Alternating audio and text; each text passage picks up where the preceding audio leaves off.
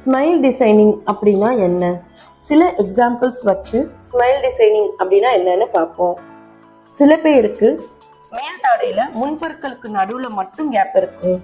அதை நம்ம மிட்லைன் டயாஸ்டிமா அப்படின்னு சொல்றோம். அதை காம்போசிட் ஃபில்லிங் வச்சு நம்ம ஸ்மைல் டிசைனிங் பண்ண முடியும். சில பேருக்கு மேல் தாடை அல்லது கீழ்த்தாடை பற்களுக்கு இடையில கேப் இருக்கும்.